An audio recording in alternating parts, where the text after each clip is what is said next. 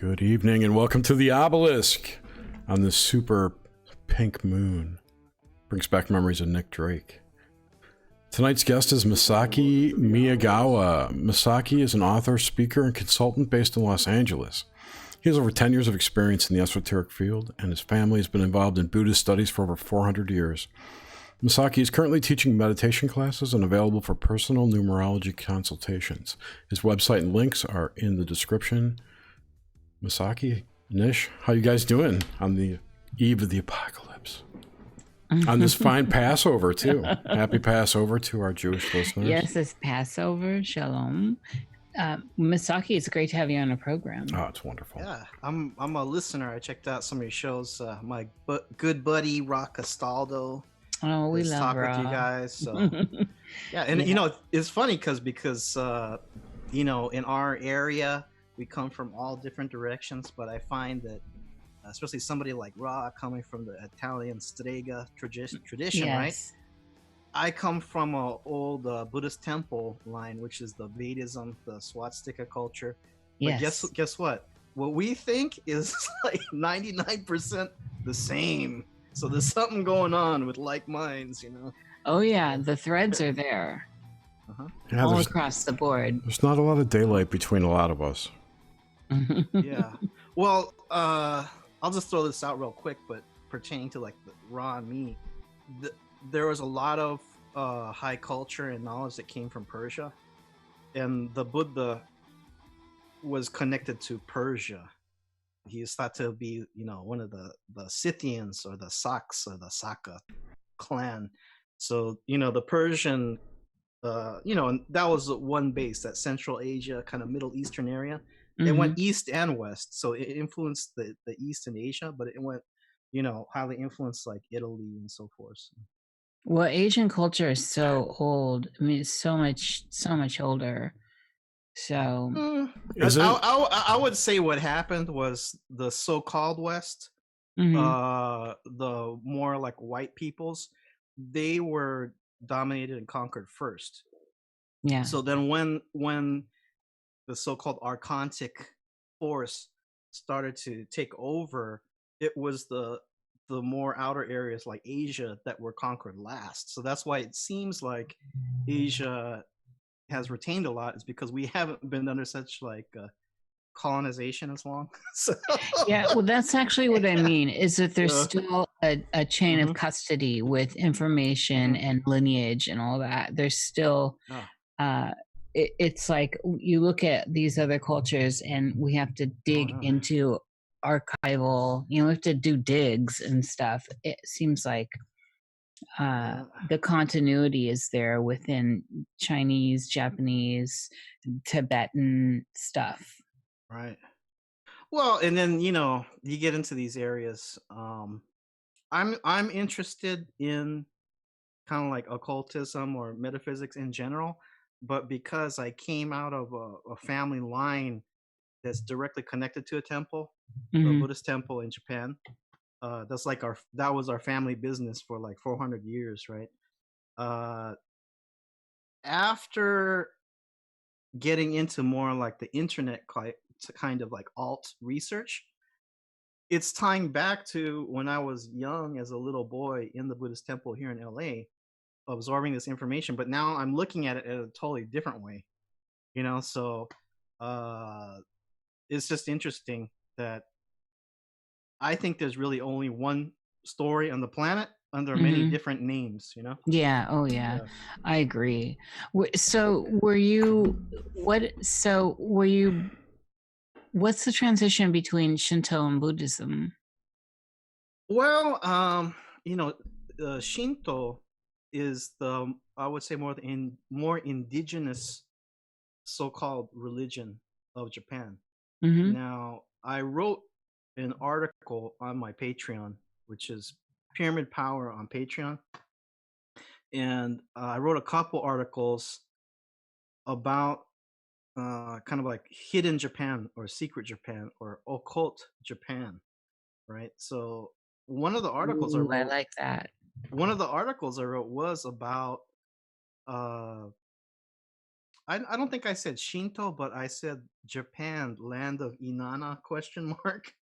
Because basically, if you break it down, uh, the mainstream, they will say Shinto is an animist religion, similar to, you know, a lot of the old cultures, or say like people would say Native American, like the rocks have a spirit, the river has a spirit, and that's part of it. But one of the central, I guess, worship objects, or there's objects in, they have a Shinto altar, right? It's the moon, or it's a circle. It's a mirror, but it's the circle. But then the base is shaped like a crescent, right? Well, that's the goddess. And Oh then yes. the one of the progenitor gods of Japan, which was canonized when they officially started the sort of like the nation of Japan in like 600 AD or something like that, is Amaterasu, the sun goddess. And there's a whole myth about it, but basically she said literally, worship the mirror as if you were worshiping me. So in a lot of the Shinto, they have a Shinto shrine, and then they have Buddhist temple. There's sort of Yes. two separate things, but definitely, you could go through a lot of the symbology in Japan is highly connected to the goddess, which is all over the world. There's a lot of also very northern hemisphere symbolism, which people may more closely associate with like the Celtic or the Celts, and say the old Slavs, and those kind of pagan Norse symbols.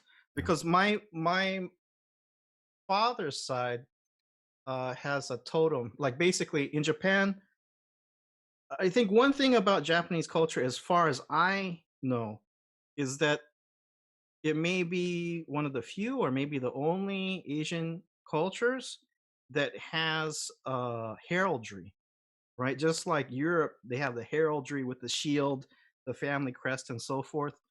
Well, in Japan, typically the boys get one symbol, which we call mon, is MON. So the males get the mon from the father, and the women or the girls get a mon from the mother's side. And it's maintained. It goes down the lines like that. So my What's it father's called for the girls? is called mon, Oh, for MON. both. Okay. Yeah. So so my side I got from my dad is the stag horns, right? The horn god, which is is basically Enki, Yada um, yada yada. yada yada. Lucifer. But it's I think it's like Veles in the with the Slavic culture, but basically horn god that's all over the place. Is, Pan, all that. Pan, yeah. Yeah. And my mother's side, Kononos. her mon is the goose, which is connected to the phoenix and the bird. Fertility too, I think. So that's the bird tribe, which is there's the snake clan, like the Naga, and then the bird tribe. So you guys are like a bunch. That's a whole other story, but basically you could see a lot of things in Japanese culture that Japan was the recipient, or sort of the end point of the so-called Silk Road. So we received a lot of culture, not just from China, Korea, but we got a lot of culture going all the way, possibly to Egypt, but definitely Persia, Central Asia, and so forth. And this is one thing I've noticed, that in people's collective consciousness, at least in the West, but in general, we seem to put a lot of importance on Rome and Greece. But those were sort of latecomers, in my opinion. That Central Asia region, maybe from Turkey, Iran, Iraq, Pakistan, Afghanistan, those are just names, because none of those existed. But in that general area, it was a real hot spot for some very powerful bloodlines, and these bloodlines went all over the place. So I believe that we have this in Japan. Now, the people in Japan, they have an Asiatic face, but definitely we receive the culture, and I believe there's probably some bloodline trace even going down to today. Where did the samurai fit into that? Well, interestingly enough, you're looking at a former samurai family, because my family were priests, but well, a lot of people are talking about reset now with Yeah. Tartaria, Mud so floods, orphan trains. well, my family has survived resets Mm. because we had a warring states period, just like Italy had a number of small states, right? That fought, and then they consolidated to, you just got to two sides. So in 1600, they had a major battle in Japan, the Battle of Sekigahara, and my family was on the losing side. And then the winner, was the Tokugawa clan that started the shogunate for, the next couple hundred years, right? But that time, people they lived in the same area for hundreds of years, right? And in Asia, I guess the honor and the name is very important. So basically, if you lost a major war like that, like your name is S, right? So you had the choice of basically suiciding your whole line, or you would probably get killed. They would probably do it for you, or you could move far away and change professions. So my family went from samurai to priest. Yeah. It's an To interesting survive. transition. Isn't there, so with the samurai, as with all martial art type, I'll leave that alone, but with all like war fighting mentalities, there's the spiritual side and the inner side, the inner martial art. And is that part of the samurai tradition? Well, yeah. I mean, I'm most familiar with the temple and the priests, but I can tell you, as far as that kind of warrior culture, is definitely connected to the steppes of Eurasia, because and actually, the composition of Japan today is probably different than it was before, say, like before Japan was officially started, because there were waves, just like everywhere. There were waves of migration, and I think the original peoples, they have I don't know if you heard the Ainu. They're sort of like Japan's like native Indians, right? Yes, But yeah. the Ainu people, they have a different culture and a different racial makeup than the later Asiatics, who were more of maybe a Korean or what people think of Japan. There were mainland Asiatics that went to Japan, and they brought the horse riding culture, the archery, the swords, and so forth. But where does this horse riding culture come from? It comes from the steppes of Eurasia, which included people that are more what people consider like Mongolian, but it also was the old Slavs, or the Cossacks, you know.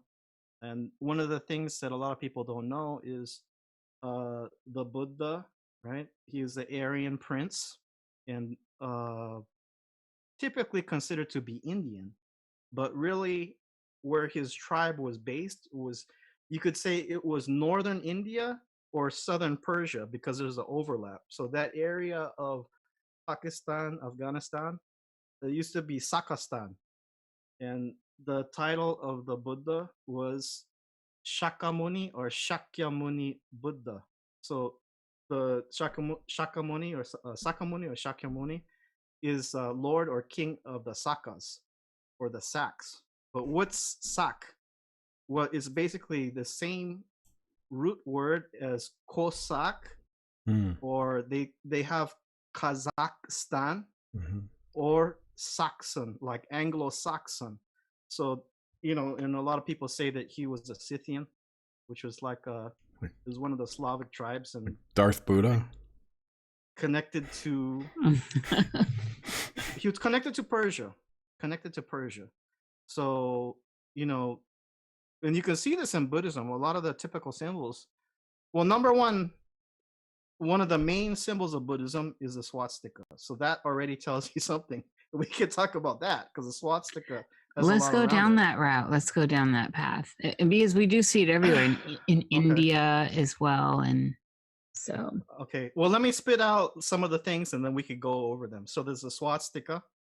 Then, you know, in Buddhism, there's the eightfold path, but it's a literal wheel, right? That's important. And there's other things like I mentioned before. One of the totem animals of the Buddha is the deer. They have a deer park in Nara, in Japan. So, Also the stag, right? well, the stag is the deer. Is the deer, yeah. I wanted to throw that in before I didn't get a chance. That you and your wife are horny birds. So No, yeah, okay. and the Scythians, they have a lot of, you know, it's kind of odd that these so-called barbarians that roam the steppes, they had very fine metalwork, and one of the typical like belt buckles or ornaments they had is the deer or the stag. So swastika. Well, swastika culture is Vedism, right? And Yes, from India, right? Correct? well, India is, I think, one half of it, but the other Okay. half was the more white peoples from the north. Yeah, yes, but I think Yeah. that people get lost in that and forget that it's still alive and active. India basically has the most preserved Vedic culture because, like I was saying,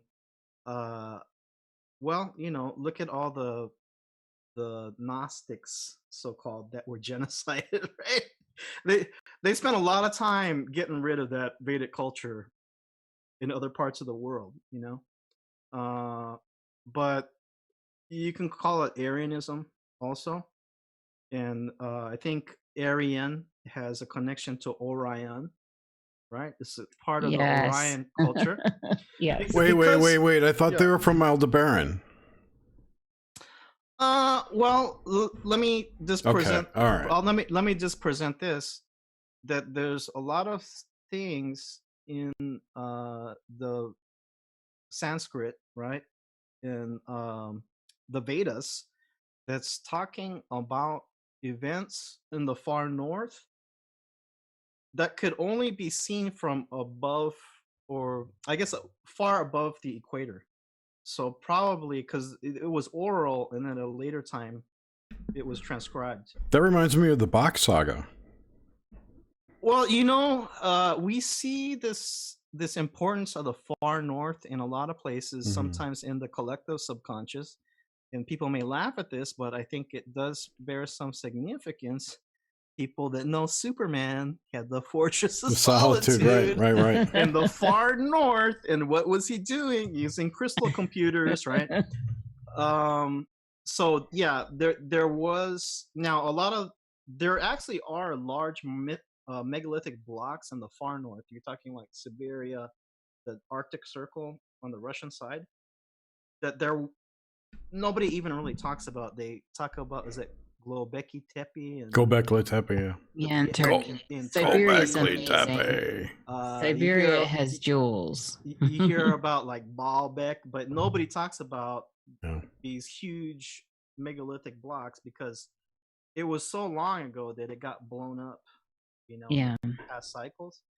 But and there's reasons we can't go there. Yeah, well, they don't want you seeing the good stuff. Right. Same with that. Yeah, I think the same is true of Antarctica as well. So. And you know, I'm most well known for the pyramid work, the orgone or orgonite pyramids, and a lot of us, we use shungite.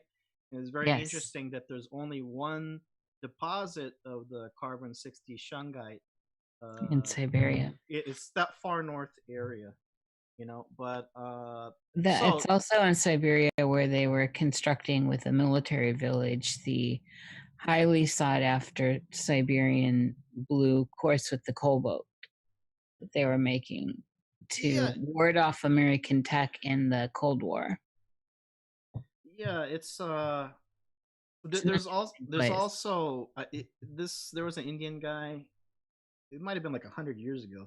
He wrote a book about the Arctic Vedic culture. His name was Bal Gangadhar Tilak, so people can check him out. I think it's called Arctic Home in the Vedas. But basically, there's a lot of little anecdotes that kind of point towards the origin of the Vedas was from the far north, and I've even heard that these groups might have come through a portal in the North Pole and then descended down to the rest of the planet that way. But as far as the swastika, if you take the Big Dipper through the 4 seasons, it creates a swastika. And I think in the center is like Orion's belt. So again, we're dealing with the Orion Wars, right? Because you have the Syrian group and the Orion. It's not Orion, it's Polaris. Well, I'm as far as the pole star now in the center, right? Yes. Yeah. Because Orion's on the other side of the sky. Right. So you're correct. It's the Polaris, and this is interesting too because it shifts. The pole star shifts. It used to be Alpha Draconis, so that might mean something. Right. Yeah. If those things are even real. So, well, yeah, because I think they're real as egregores, at least. Well, I think Ross talked about this, right? That probably the stars are not what we think they are. Yeah, no, I don't. You don't go there in a ship. No, they're on the dome. They're like they shine through the dome. Yeah, you probably go through like either a spiritual portal or portals on the Earth or something like that. Stargates in Baghdad. Inner. But yeah, so there's just a lot to show with the swastika that it's connected somehow to the astrological constellation of Orion. Like Jerry was saying, there's Polaris in the center right now, and it marks the seasons. Yep, and and so the Buddhism is an offshoot of the Vedism, and it's an interesting thing, which I found. And I don't know everything. I'm just kind of noting what I find. But one great contradiction that I'm still trying to figure out is, on the one hand, is definitely a culture or a knowledge base with great wisdom, right? But at the same time, these were some of the most, warlike and bloodthirsty groups that were also coming through these traditions. So on the one hand, even going down to say World War II, I think the swastika and the Vedism, both Nazi Germany and Imperial Japan had some faint memory, or they were trying to, just like Indiana Jones, right? We're the Nazis in the first movie. Well, it opens up in Tibet, right? Like, why are the Nazis in Tibet? Well, you know why? Because they're looking for the ancient knowledge in these swastika areas. No, Northern Africa too. They were pretty.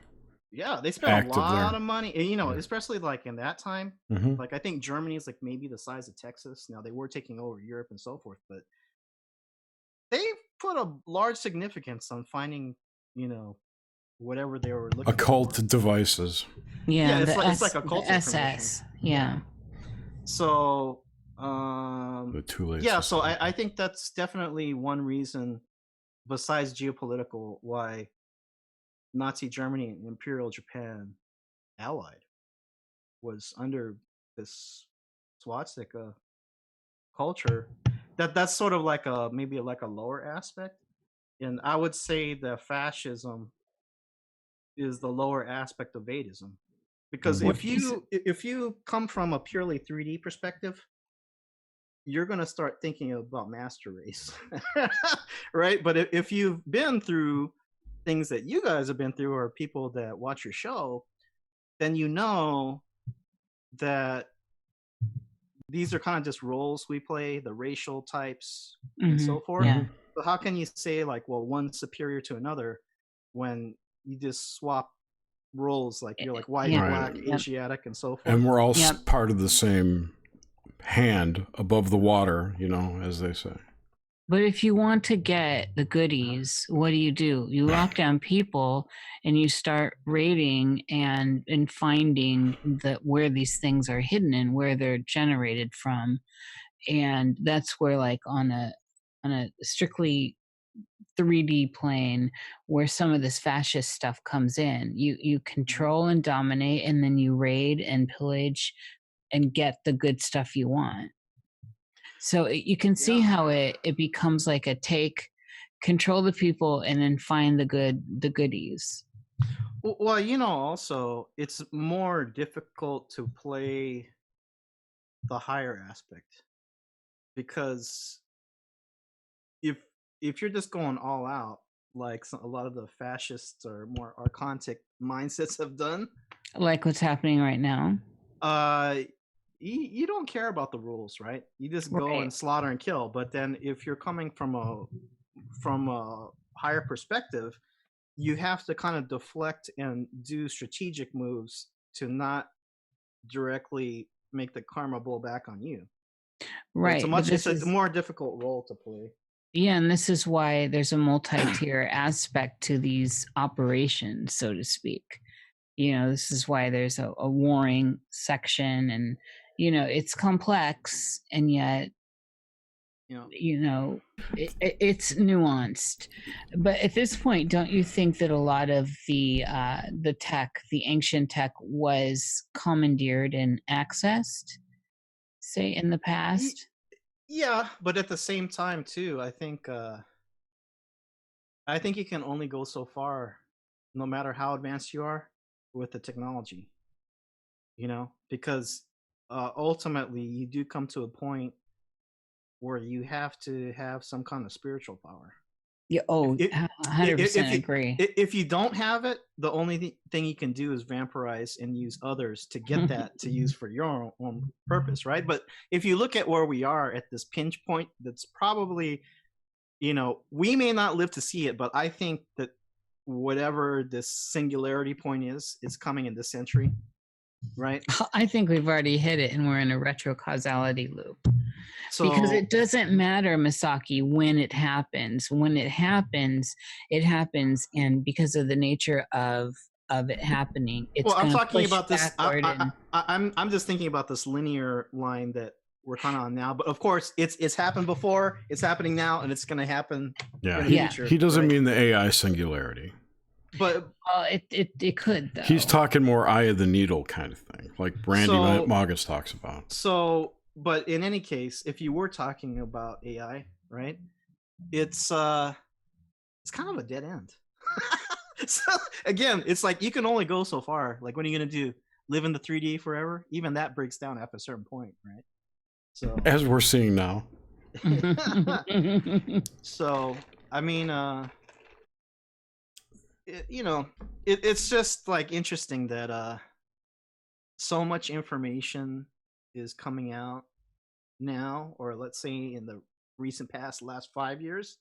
But then I think even more is going to come out. But I think we'll be so busy just like doing our thing and adapting and shifting, because I don't think what's happening right now, this kind of like general chaos, which I did put out a free report in September 2019 saying this would be the year. I think a lot of us knew. I just didn't know it would be this lockdown. But I don't think things are going to slow down to the late 2020s. So there's going to be even more coming out, but we probably won't have much time to kind of let it marinate, because we'll be busy doing our thing and surviving. Yeah, I think we can do well, but it's going to be like this for the next 5+ years. Well, this is 2026 is a key date for people to keep in mind. It's even at least now that I believe the Masons have put that out as well in public. Sure. It wasn't in public with the Masonic Lodge, but I believe it's out now. I think. Sorry, no, I was going to say I think this is getting us ready for the Pluto return for America. Yeah, that's coming next year. Next year. Oh, well, 2024 and 2026, I think, are significant dates. So yeah, and that also, if you're an open-minded reader, Mhm. let's say in astrology, I kind of, this is no offense to anybody. This is my own personal opinion. And Being offended is a personal choice. Absolutely. The so-called QAnon movement did open a lot of people's eyes, but when they're looking at like a new Camelot or a return to the golden age, I don't see anything in the astrology that tells me that. Yeah, I think that you know, it's individually, I think people that are metaphysicians can do very well. Yes, I agree. You know, even I'm surprised that in this time after, so I'm in LA, you know, California is like very locked down. It seems like a lot of the so-called blue states are more locked down than some of the others. Yeah. But even I'm surprised. I'm getting quite a few orders, and I've talked to other people that sell or make energy tools such as the copper tensor rings, orgonite pyramids. We are all getting a lot of inquiries and orders, and I think it's connected to people focusing attention. This sort of Saturnalian restriction that's happening right now. People are going, okay, this 5G stuff, I think I better cover myself and so forth. So I think that's filtering down to us. And you know, if you're a reader, if like I do numerology, but any kind of reading, tarot, astrology, so forth, I think that, you know, look at what's happening. It's not just a small section of society. It's the world. Everybody in the whole world. Guess what? There are not enough readers to service the public. So you can be very busy if you have an interest, or you know, you've been dabbling in it and so forth, or if you just want to start doing it now. That's what I've been telling. There's no time left. It's time to go operational. And I think the years that we spent being the kooks and the weirdos, all them hours you spent listening to, you know, shows like yours and all our friends and so forth, the value is showing now. Because this kind of thing, we know that it has value, but to the average person, it's like, what kind of practical value does it have? Well, now the normies are living in our world. Yeah. There's nothing like a major event. If this were a dream, it's so over the top, you would question, am I dreaming? Right? Because you're looking at a world under lockdown and all these crazy stories and narratives intertwining, and all the fear and speculation and theories, that it's so over the top that it is bursting these bubbles of normalcy finally. Oh yeah. Well, let me ask you guys, because you know, I just predicted forecast what I had forecast from the numbers. The 2020 is in the typical numerology. You don't have the 22 in a year count, but I would say it's literally 2020. You see the 22, right? So I would count it as a 22-4, and 4 you can connect to Aquarian or Uranus Aquarius energy. So what does that tell you? It's gonna be chaotic, right? But that 22, I think you guys might know, the 11, 22, 33 are considered so-called master numbers, right?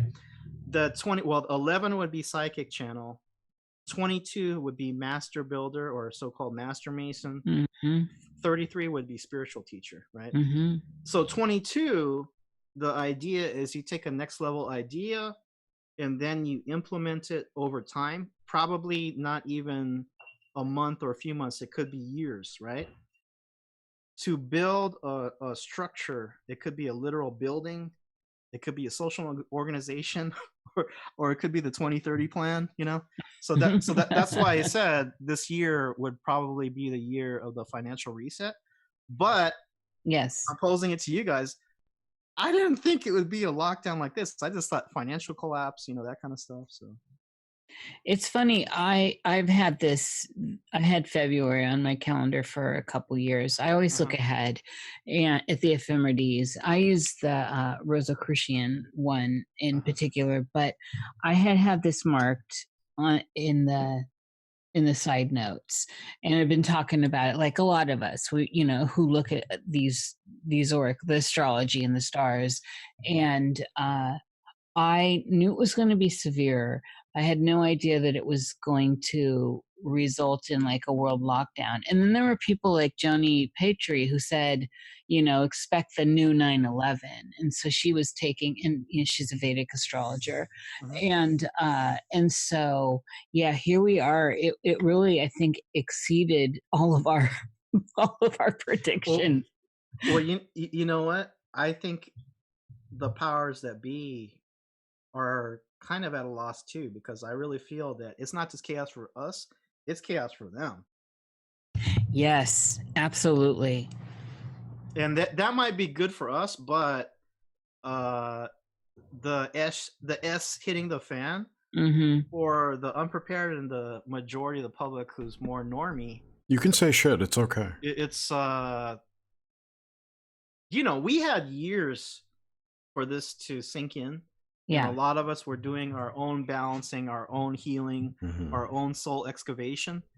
So, we've already been through it. Yes. Many of us, right? But then the average public, this is hitting them in a period of like days to weeks.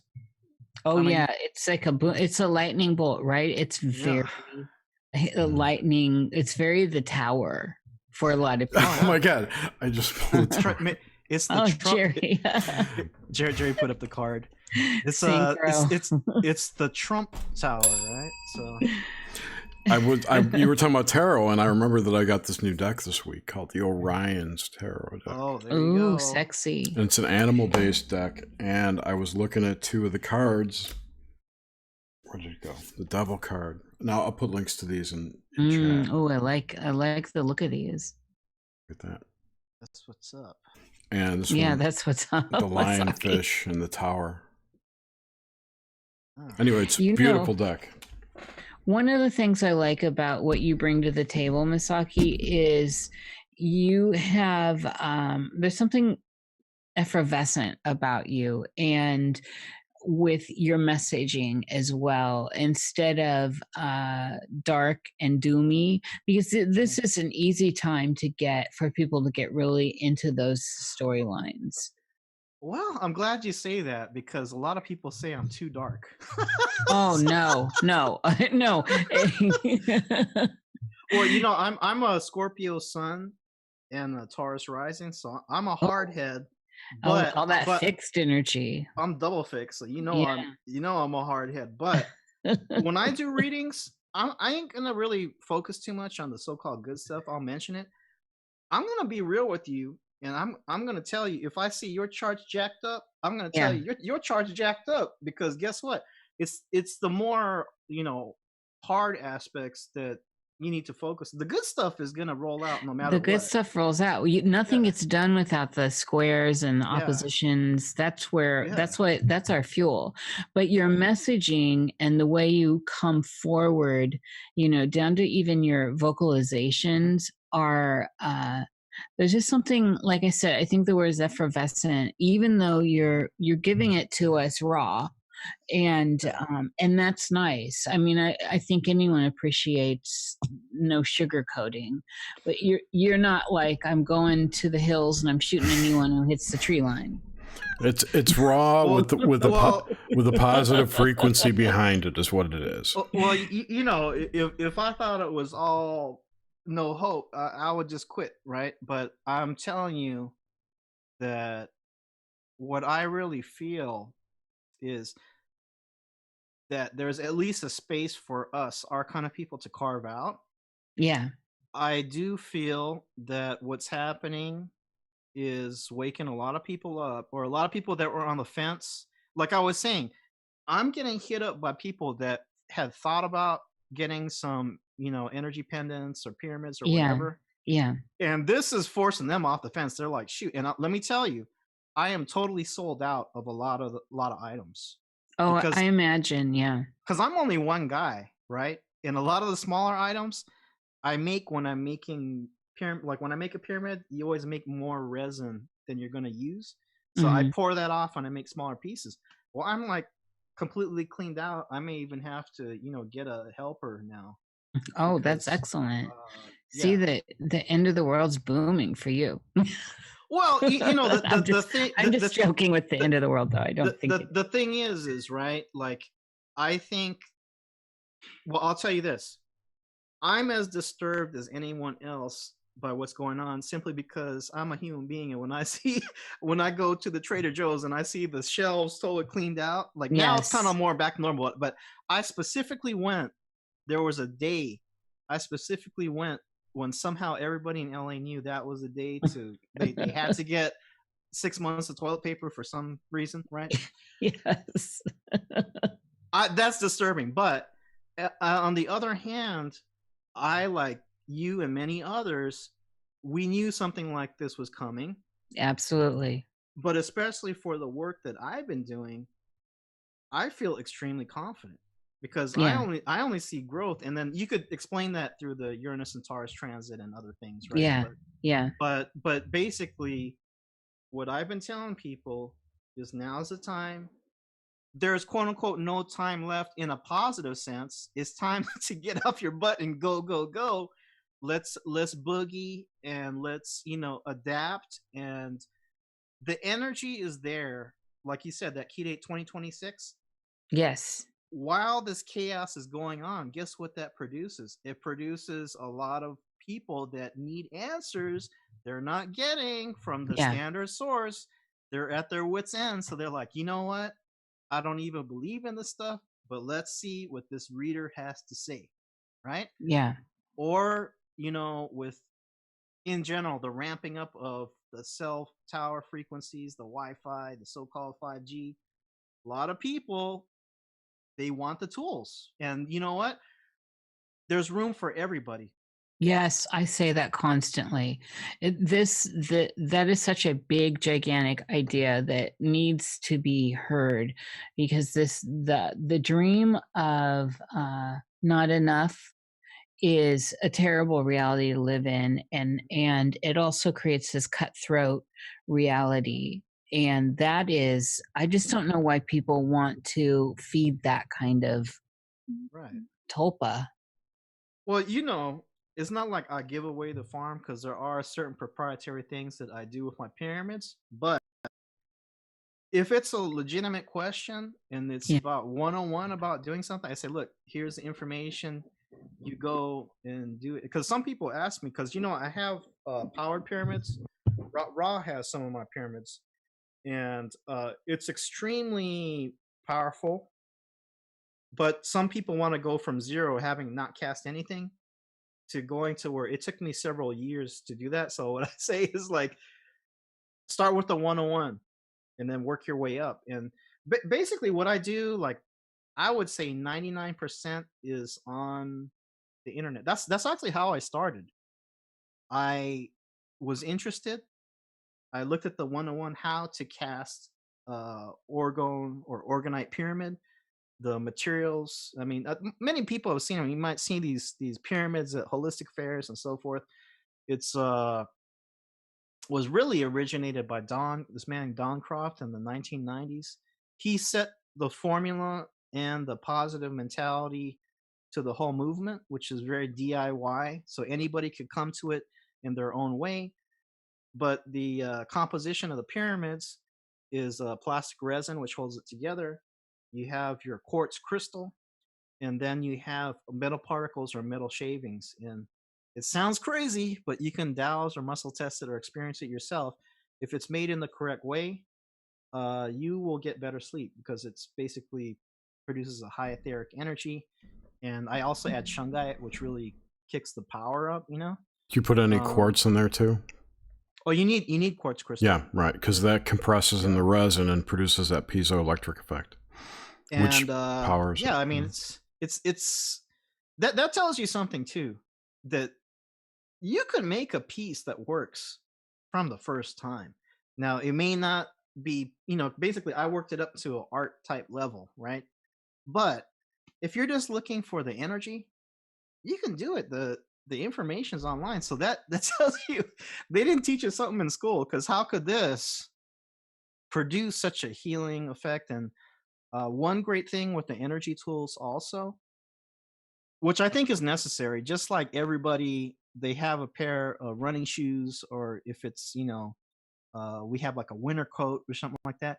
I think the time we're in now, you need to have a proper, say, tensor ring pendant or energy pendant, and you need to have some sort Yeah.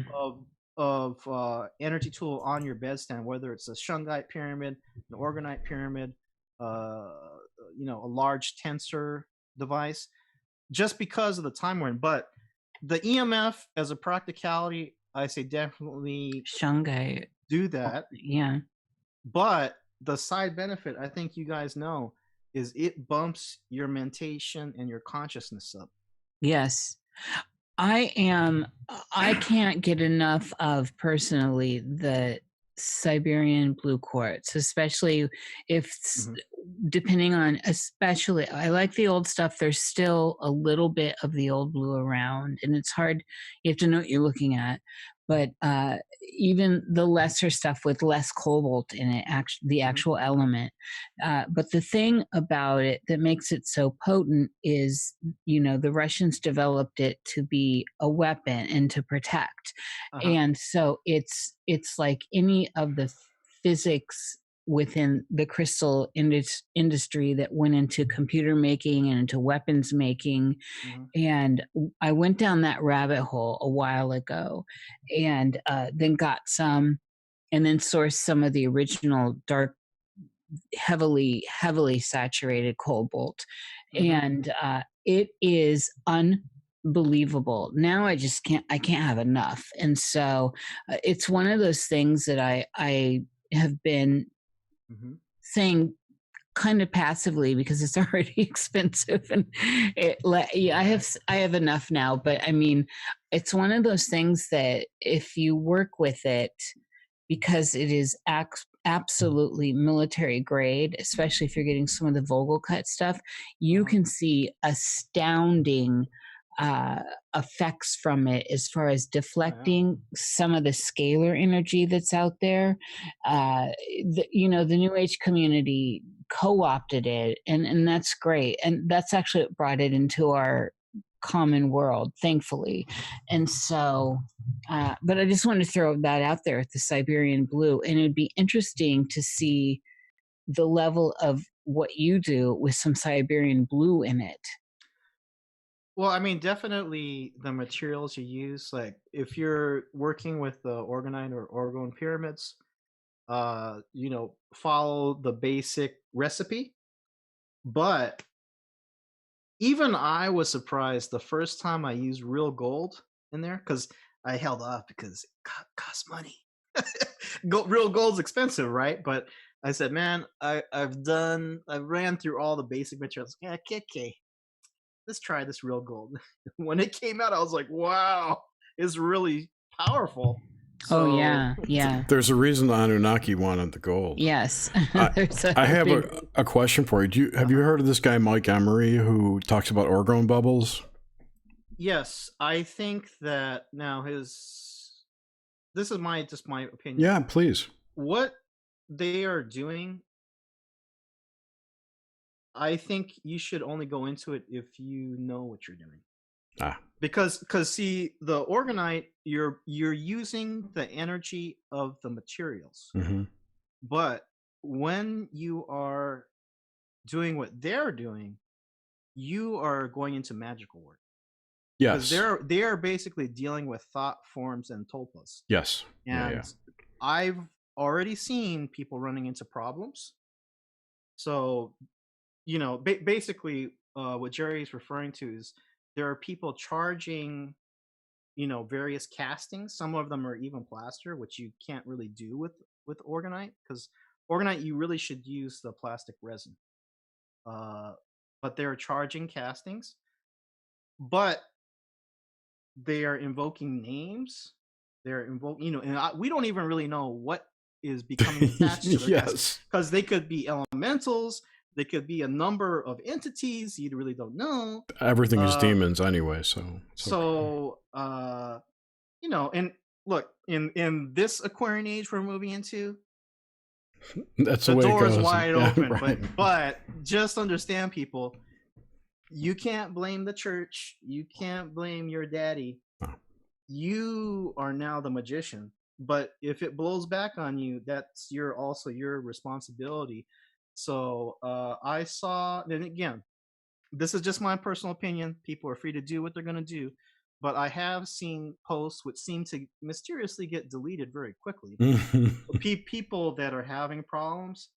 One lady said, "Is it normal for your bubble to start speaking to you and phantom hands on your face?" Oh dear. No. Yeah. Yikes. There was another lady, and you know, maybe it had nothing to do with the bubble, but said her life was ruined and she was quitting. So you will never have these problems with the basic orgonite or orgone pyramids. Correct. But as soon as you start basically doing magical work, because it's all the intention and thought form, you better know what you're doing.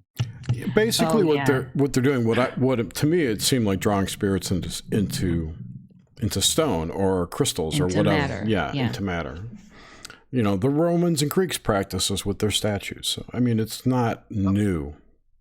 Well, also, I happen to notice that the guru of this movement writes in all caps. That should yes, he does. Oh my God, it's horrible. If you ever read his essays, that's a red flag, I think. He's old. I'll give him a pass on that one. Well, let me mention another thing. I won't mention the exact name because I don't want to be like, it's this guy and it's that guy. Okay. But there's a certain, speaker has been on the circuit for a while, claims to be the descendant of mantis beings. And I said, this guy's an astral raper. Mm-hmm. And I don't even like to, because, in the area that we're in, and I'm sure you guys have seen a lot.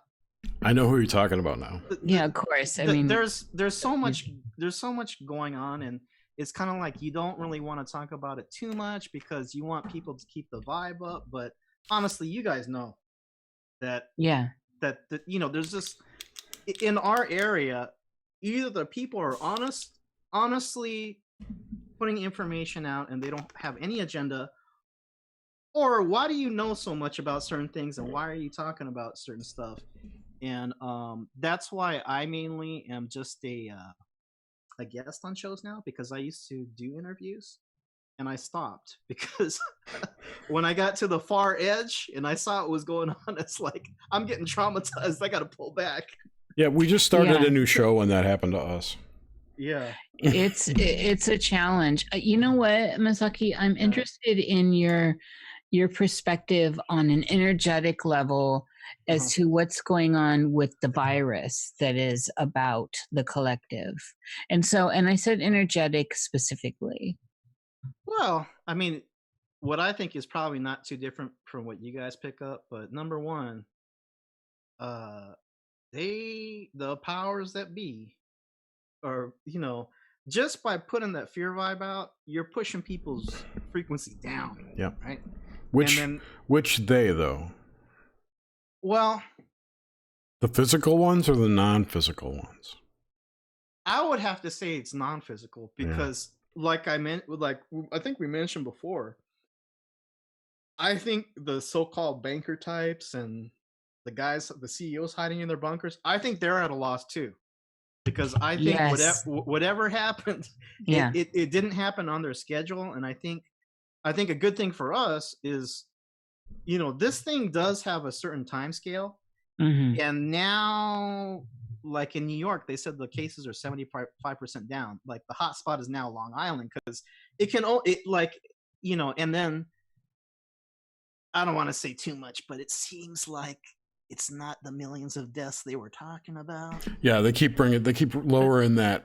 The model keeps changing. But yeah, I mean, if you want to get into it, we could talk about it. But yeah, I know all about that. So basically, they destroyed the world economy for 0.01%. And guess what? That anger mode, it's coming. That's probably why we got like hundreds of tanks in Riverside County. Yep. I've been saying for a couple of weeks now that I think that this was a bank bailout masked in a pandemic. Oh, see, I think that's definitely part of it. I think there's so much more going on. I think the money only goes so far. It goes to the top of the pyramid, and that's like getting to 33rd degree if we're talking, degree systems. And then there's an above that doesn't even care about money. That is the physical realm.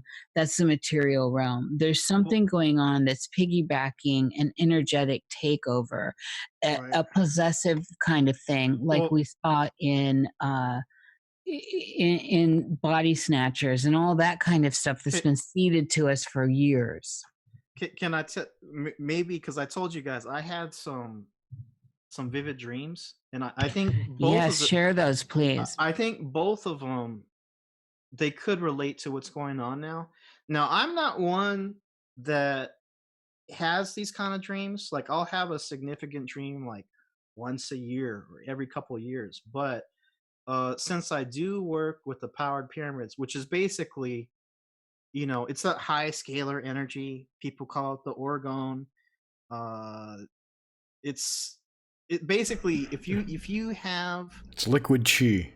Yeah, if you have any energy tool, you are going to get the same effect as my powered pyramids. The only difference is because it has a powered circuit with the donut-shaped Rodin coil, it's that torus shape, the energy is ramped up like 10 times more than like a normal orgonite pyramid. So you get ramped up so high into that sort of etheric bandwidth, your dreams start going like, right? You just shooting off into let's say you get a little helping hand, a little boost. So for like energy work, meditation, any kind of clearing work, it's basically like when you have your space ramped up to a very high energy potential, anything you do yourself, you have a helping hand, right?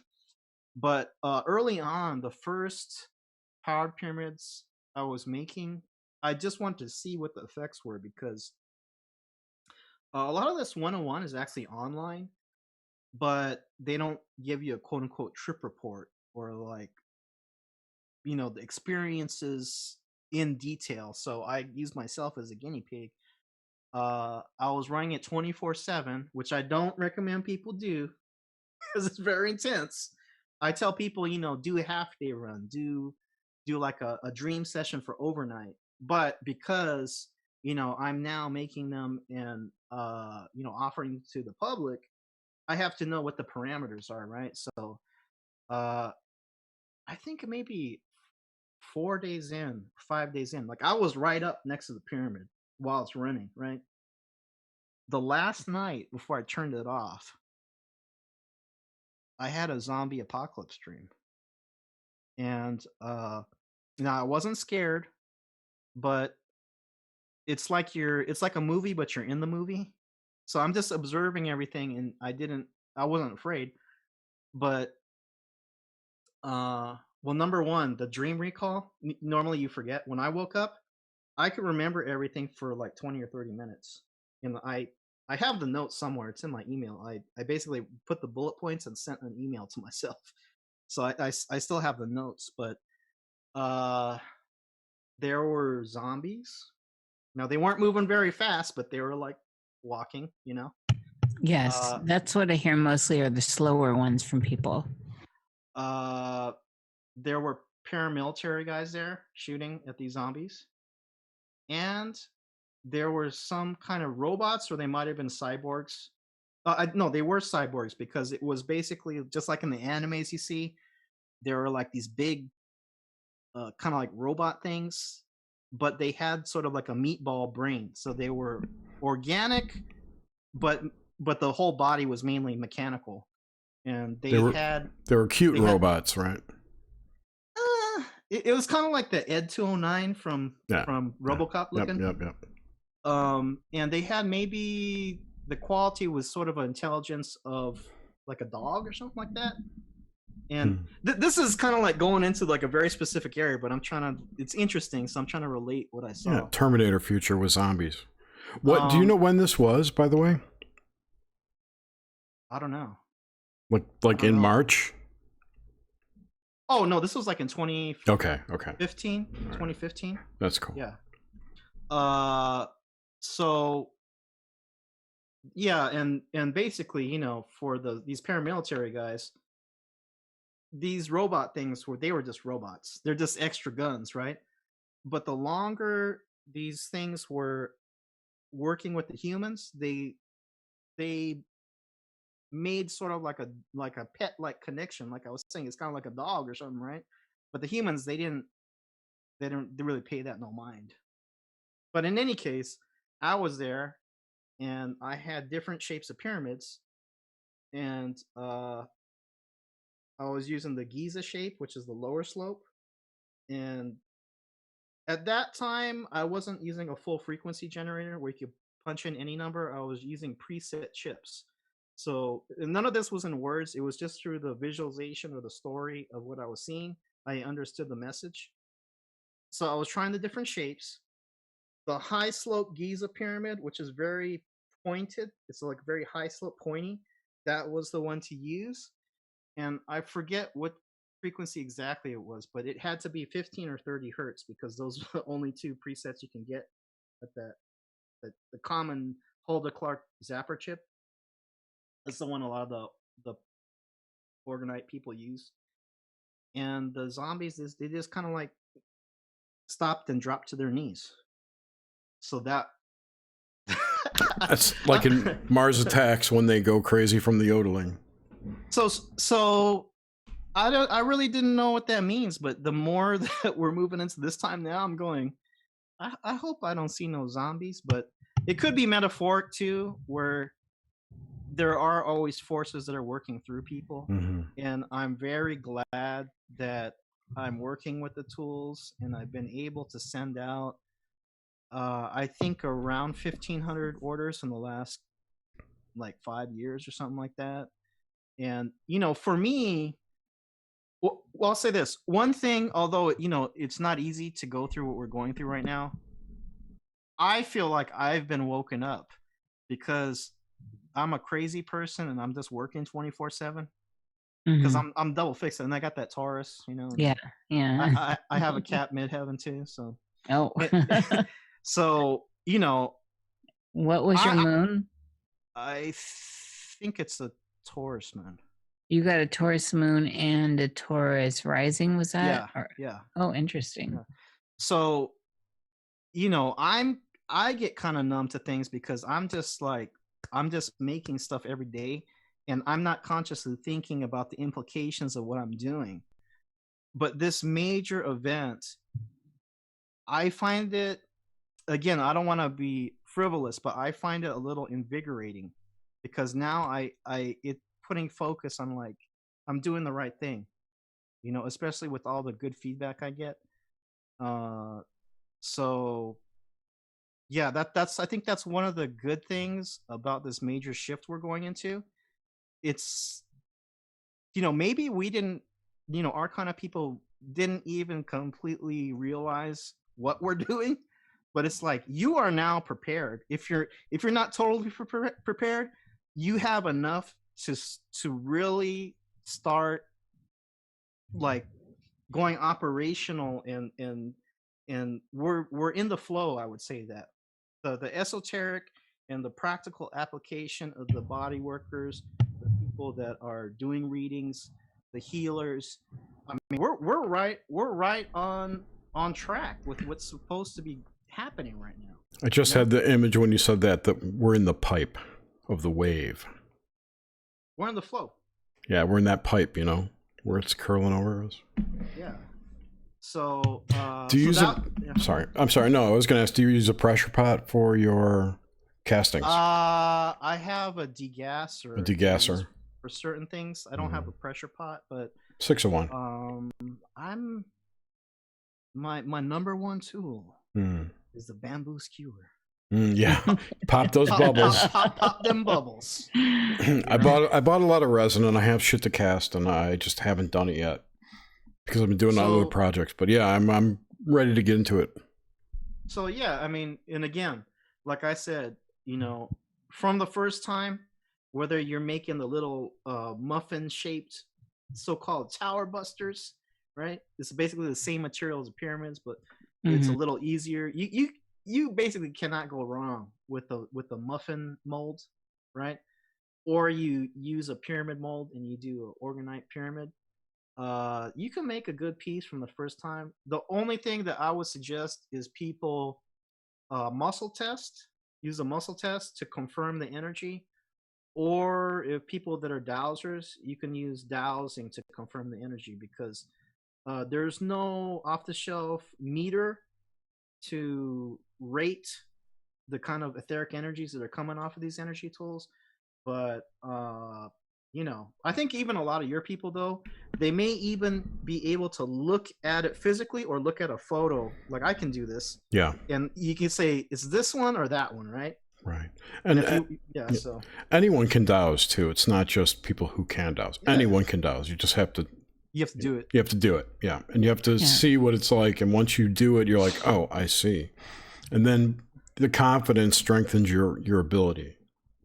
It's really like anything else. Yeah. It's like, you learn to tie a shoe. It's like magic. It's so Masaki, when you said you had a couple dreams, so you gave us the one, were they both zombie dreams? The first one was, and I think I might have mentioned this on some other shows very casually, but yours is the first show that I'm kind of getting into this, because I know you on the Nox Mente you get deep into dream stuff, so I said might as well pack it in, right? Yeah, so, well, that's our other show, but it's still relevant to all this. So the first one was more of a zombie apocalypse. I should throw this in too, because like I might as well put it down on record. It was happening in some kind of enclosed space. I don't know what it was, if it was a building or a tunnel or something. But I went outside. That's interesting. A mall, perhaps? It was dark, so I don't know what it was. Okay. But I went outside and there were some steps, like kind of like an outside of buildings where you see like, and it was more than a staircase. There were like maybe concrete steps, and there was an Asian guy that I think was some kind of scientist or something, and he had his hands on his face, kind of like what I felt like. It's like, what did we do, or something like that. That's what I feel. And I think it was a Japanese guy. So I don't know what that means, but then that was the end of the dream. So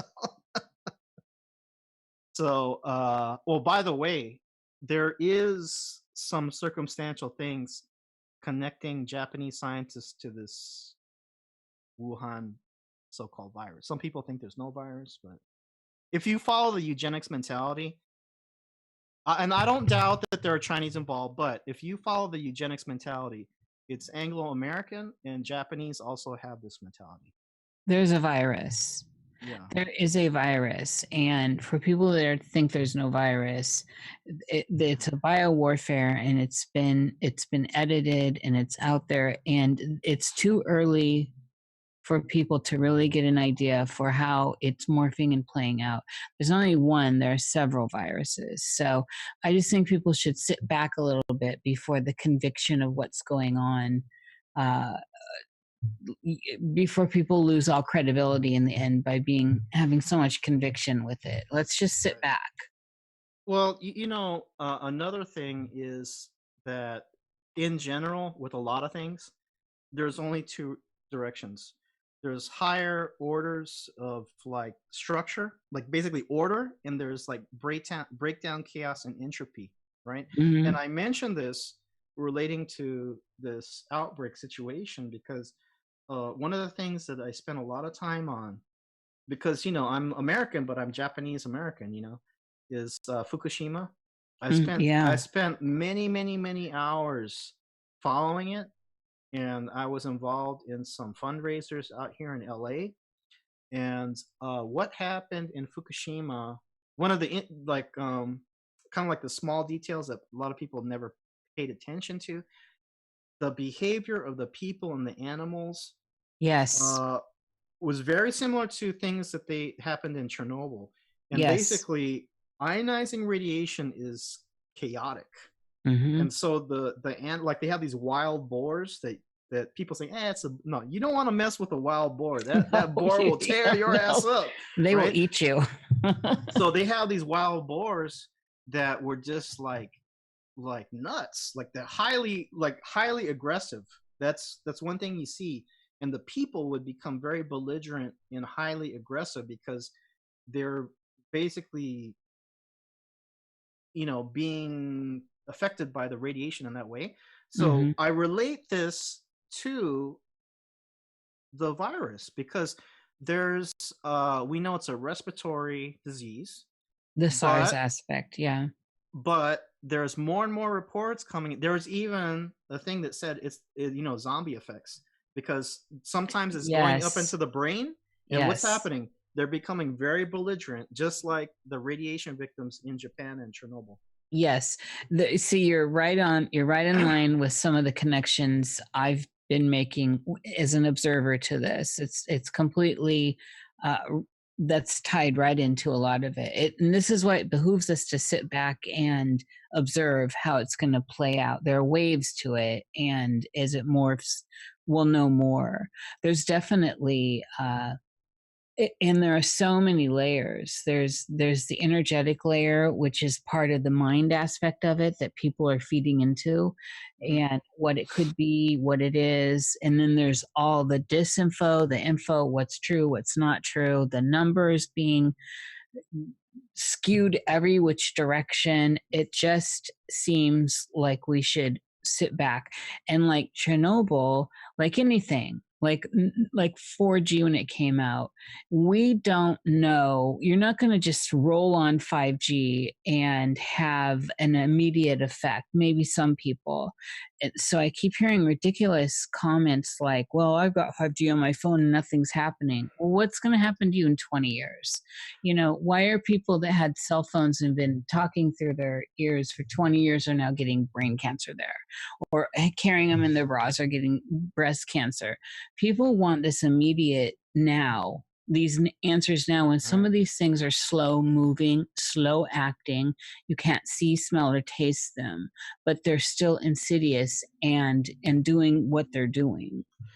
Well, and then also it's just like you're saying, there's a lot of people that say, well, the kind of signals that are coming from the cell towers, they're we we know they're extremely damaging, but Yes. to the above board they say no, nothing can happen. But one of the she's an electro sensitive but also EMF expert, Lena Poo, I've interviewed on my channel. She was saying that although it takes longer, the long-term effects of the Wi-Fi and cell phone signals is exactly the same as ionizing radiation. Yes. You get even cataracts. Mm-hmm. I don't want to be superficial, but I do come from LA. So the ladies out there, you're gonna get premature aging. Okay, if you don't care about the 5G, you're gonna start to get them wrinkles early and all that. But basically, it's just a different time scale. But the long term effects are basically the same as ionizing radiation. But this is another reason why I didn't realize it when I started. Even I didn't really realize it until now, how important it is to use energy tools, because Yes. I really feel nothing is going to happen to me unless I do it to myself now. And that's using the energy tools, but also a combination of spending years, probably 10 years every day working on myself. Yeah. And then because I think it's people in general, but I kind of notice people in our area, like maybe we took on more than the average person as far as getting hammered and beat up. So when you heal and these are basically all the traumas and things. They're holes in your energetic field. So when you can heal, release, and close those out, you have fewer points that so-called attacks or things can hit you. So even though, like, I mean, we're in it now, right? Yes, it's go time. We're in it now, but at the same time, I feel like nothing's really going to happen to me unless I do it to myself. Absolutely, that's a major. You speak like a magician, and you have the tools there, and that's the thing, that there are tools out here, and you have them, but the internal training is just such a major component to all of the stuff in the outer world. And for whatever reason, here we are, and it's a good time for people to really recognize that the outer world is not what they thought it was. Reality is not what they thought it was, and assess and move forward. Like look at the nuance and start understanding how energetics, radionics, all this stuff works. Right. And the earth is flat, and we live under a dome, and space is fake, and everything is demons. Well, we definitely live in a realm, right? Because it's like we live in a realm. We live in a reality field. Yeah. Yes. That we generate. Yes, I totally agree with that. Like we were talking earlier about the Vedism, and I have to say, I got the swastika in my blood. Even if I try to reject it, it was still in my blood when I was born. But guess what? Now I respect and I value my tradition. Yeah. But all these guys with the little G, because if you start talking to people that are deep into this, especially say some of the Eastern Europeans, the neo-pagans and so forth, they do not look at the ancient aliens in the way that most people do here, where there was these separate Anunnaki that came here and they manipulated. They look at the gods with a little G as their forebears. They're their familiars. They are bloodline descendants, right? Yes. So, but what I say now, I respect, but fuck these guys. I ain't gonna worship Orion, because the truth is the truth. The Vedism is about the truth. Yeah. So to me, that's separate than saying, oh, the great gods from Orion are serious. It's like, yeah, but guess what? In Buddhism, they say even the gods are delusional. The gods with a little g, they are delusional, and they are on the wheel of samsara, the hamster wheel, the wheel of illusion and delusion. It's just that they have more powers, so-called, than the average human. But guess what? All these MFs are on the same hamster wheel as us. So F these guys. But in some way, these are just energy entities that represent archetypes, and they're stuck in that archetypal pattern. That's why they're dicks. Because at some level, they are us and we are them too. Yes, absolutely. We're an amalgam of them, though. Yeah. And I always want, because Niish, you talking a lot of the astrological, themes, but I wonder about this. Have you ever wondered about this? Why does it seem like the planets and so forth, why does it seem like the gods blew their brains out and we're living in their remains? You Masaki, that's such a great image, and I have that same question, and it's interesting that we play into it. You know what I'm saying? I mean, it's a great system if you want, but it is a system. If you want to get to see just below the surface. I mean, I think but for the audience, although there has to be a lot of good readers and metaphysicians in your audience too, but just to say it aloud, basically all reading systems, esoteric reading systems, they work not by magic, but because they work off of the Saturn matrix, right? Yes. So, I mean, even in the Chinese, the I Ching, they use the Ba Gua, right? So Ba is 8, which is the number of Saturn. And them hexagrams, people, if you look on like the flag of Korea, they have the hexagrams, although it comes from China. There's like 64 hexagrams, so forth. It's very computerized, mathematical. Even them dotted and dashed lines, that's like computer code, right? Yeah. So this realm is constructed on very known and identifiable patterns and rules, right? So that's how the esoteric reading systems work. I use numerology, but you can use any system because they all connect back to the framework of the reality that we're living in. Doesn't the aren't the what are they? Fu talismans? Don't those? Which ones? The like Fu is Chinese. I know right? it's Chinese, Yeah. but the symbol. Oh, you're talking about lucky, yeah. Well, the whole concept of Fu talismans and Fu magic, don't those center around octagonal shapes? I thought they did. I could be completely wrong. I'm not sure. Usually it's on a square, but even the square is kind of cube-like, right? Right. I'm surprised right. you didn't look that up already, Jerry. I just thought of it. Have you ever seen though that the Fu that's like the lucky is upside down? Have you ever seen that? Yes. They put, you know why? Because in Chinese it's a play on the words. Because it's like, I think I might have my tones wrong, but it's like Fu Dao. So it says it's upside down, but you can also say like Fu Dao, like the luck is here. So when they turn it upside down, it's like the luck is here. This is the one I was thinking of. This shape. Oh well, that's the 8 signs, the Bagua. Okay. Bagua. I know it had something to do with Fu talismans. Yeah. So I have a question for you, Masaki. Yeah. Try this idea on, and it's not a new one. I know you're familiar with it, but what if? And I'm just going to use the Egyptian mythos here because it's the easiest because of the reference I'm going to make.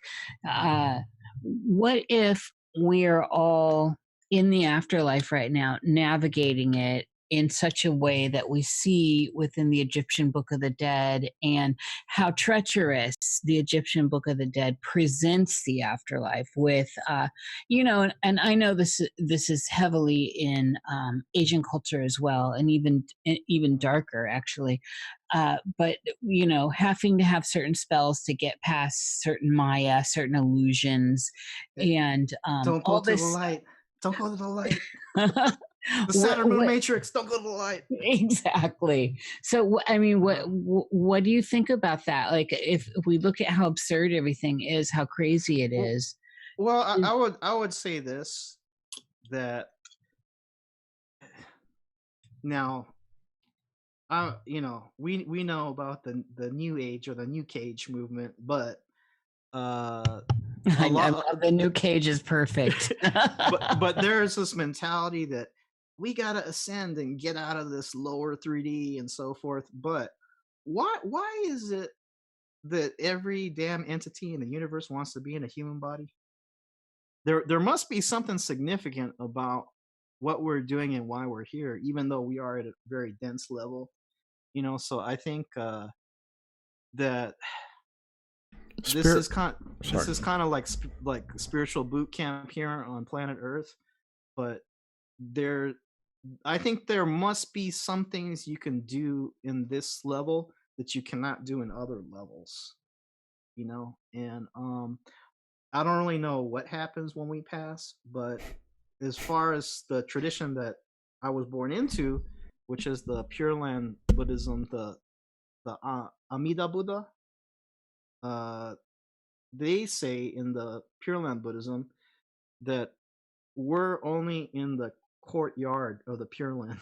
We're in like the waiting room, and we don't really know what happens when you pass. And they also say, compared to some of the other schools of Buddhism, they say you can never truly reach enlightenment in this world. You can have flashes of realization. That they say like the true reality is like water, and there's like waves and ripples. It's kind of like that the Neptune Pisces kind of theme. And for a split second, the water goes clear and you see it, and then it just goes back again to ripples. And you will never, as a flawed human being in the Pure Land thinking, you will never reach the total realization until you die.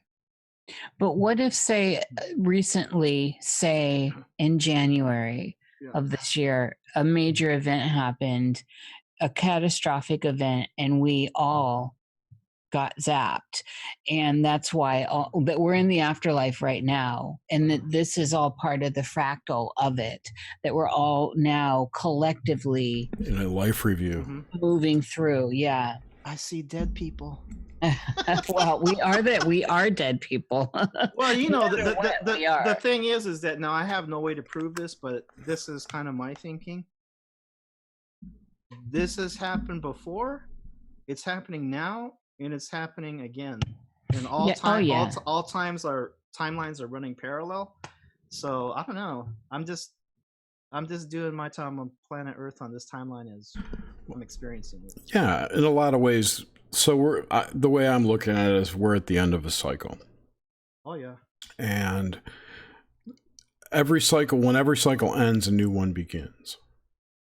And that's what people don't really think about, is that this is in addition to an ending, this is a new beginning. Yeah. And as soon as we break through this threshold, and I keep getting these images in my head of like breaking through cellophane walls, you know, like cows.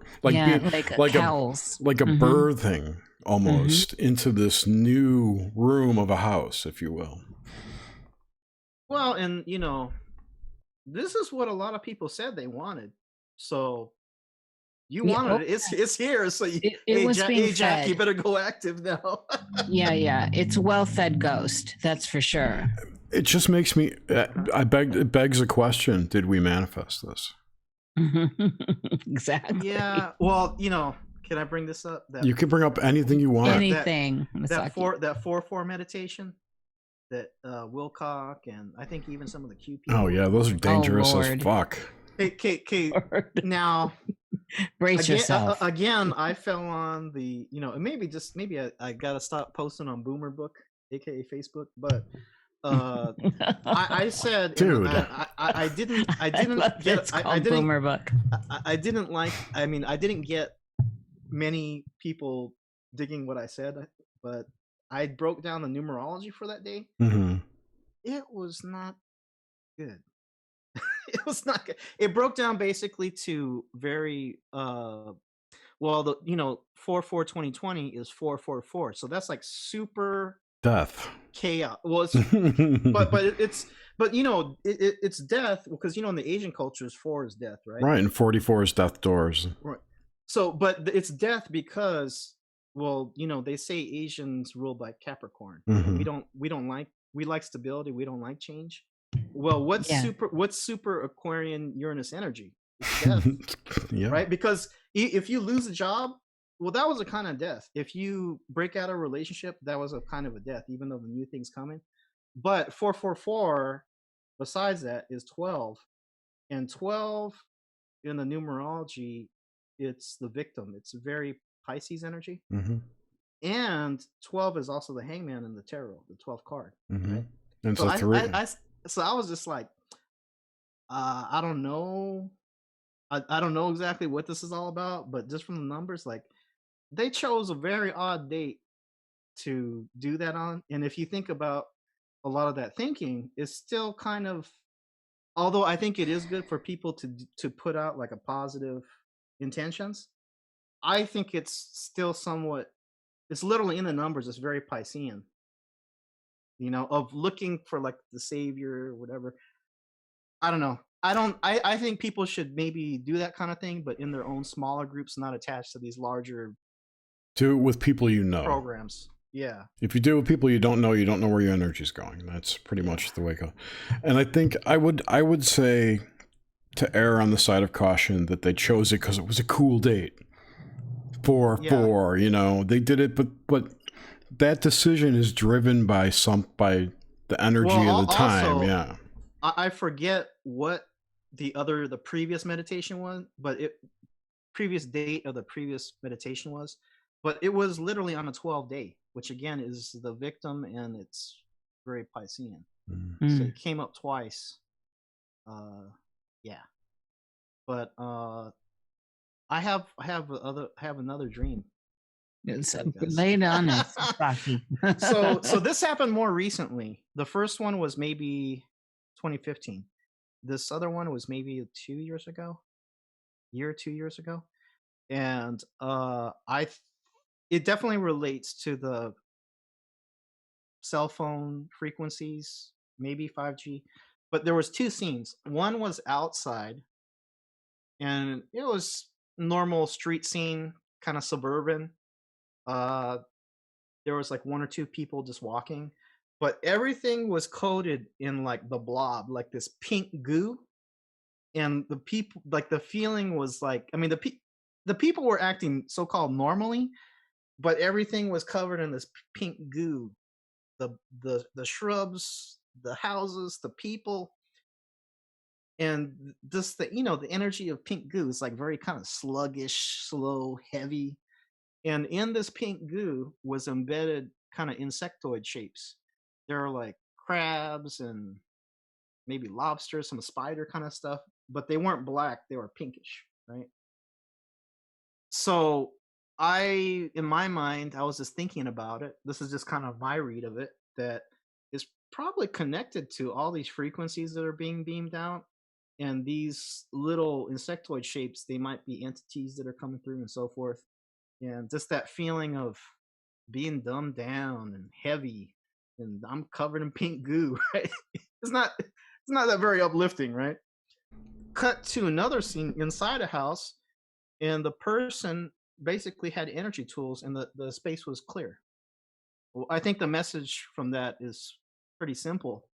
If you have the right tools in this time, you in your own personal space can be sovereign. You'll be fine. But if you don't have them, you're going to be covered in some stuff you don't want. And there's probably things being carried along that ain't good for you. You know? That's like comes back to the Egyptian Book of the Dead, which is just an easy reference, because to navigate your way through, you needed to know, the pharaoh needed to know the spells and incantations to get through, which are the tools, right? And so in modern day, it would be some of these tools we talked about today, possibly. And what are tools, at the end of the day? And so, yeah, very important, Masaki. Those are juicy dreams. Yeah, and I think.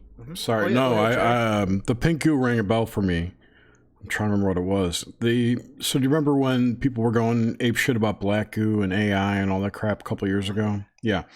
So I had heard someone talk about pink goo, or a non-black goo, right? That was okay. Let me step back here. So the black goo is allegedly "quote unquote" alien, right? It was brought here from another planet, or came in a meteor that the Nazis let loose. AI. Yeah. I heard someone talking about it, or I dreamt. I have no idea where I heard it, so it's in my head. The pink goo is the black goo of the Earth, of Gaia. So it's basically the lifeblood of the planet. It runs the grids and stuff like that. Well, whatever I saw, I'm rocking the energy pendants and stuff. Well, right. I'm just saying, all the shapes you saw were organic. Yeah. They were all organic in your mind. That's true. They were, they were insectoid, but they weren't black. They were pink.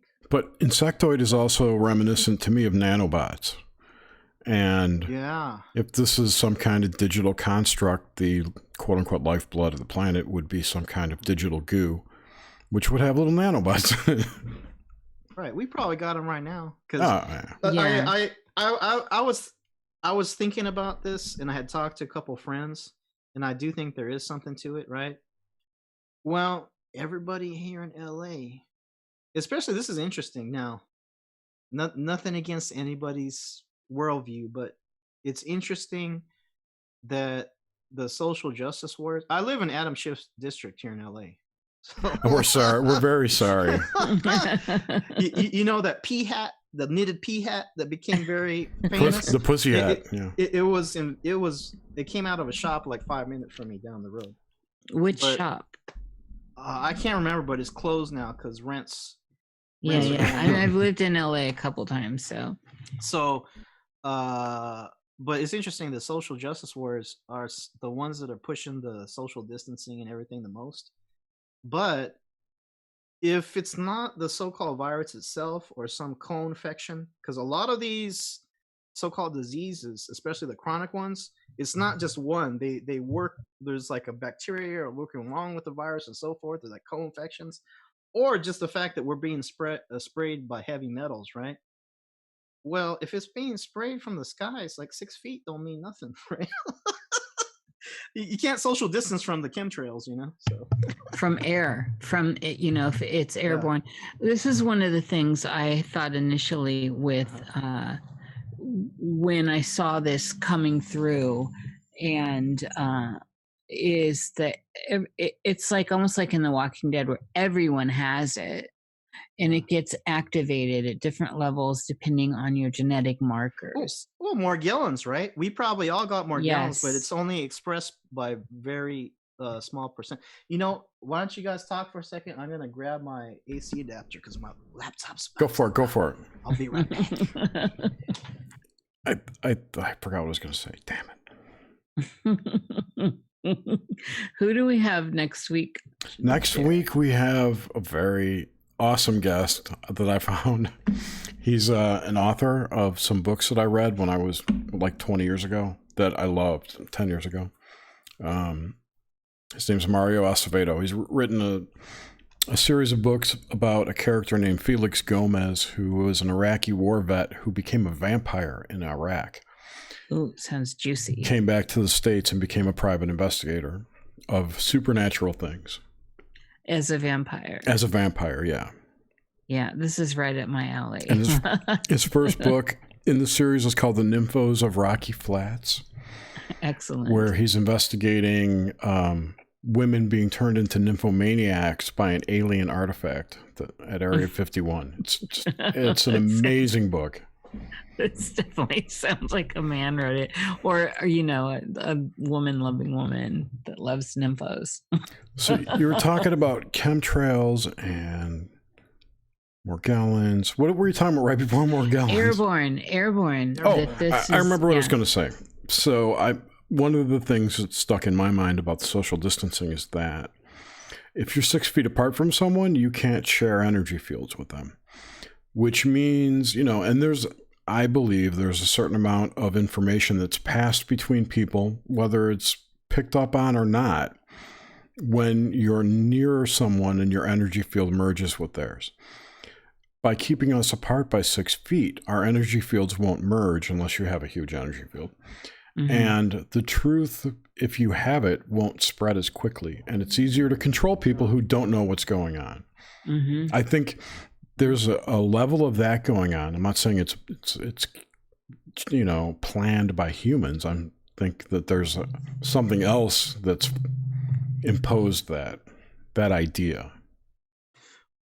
Well, the thing is, with my energy tool, actually any strong energy tool, whether it's they have like tensor spheres. I'm going to show this. We have the camera going. I know this is audio only. Let's say you have a tensor sphere, you have a strong orgone pyramid, especially if it's a power device, the range is even farther.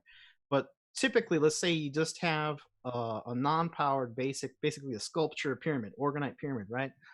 I really only focus on, there's two ranges. There's a so-called ionic range where you physically notice a difference. So most pyramids, let's say if it's properly made, maybe a 4 to 6 inch base Giza pyramid on your bedstand, I would say the field probably goes maybe 12 to 14 feet. That's short, where you will definitely, no question, I got better sleep, right? But there is a subtle energy field that can go at least a block, or it could even go miles. So this is also the importance of, you could say, because like I said before, there's two levels. There's one of just, it can actually be fun when you start using these tools, but most people are thinking just EMF protection. Mm-hmm. But as a spiritually strong, or you could say energetically strong, right? Because another word for energy is spirit, right? Yes. We live in the kind of the yin yang world. We live in a 3D reality of the Saturn matrix, but the part that the the dum-dums of these AI people, they don't get is you're forgetting the energy. You're forgetting the spirit. It's two halves of one whole, right? So if you're using the energy tools, you are actually affecting more people than you know.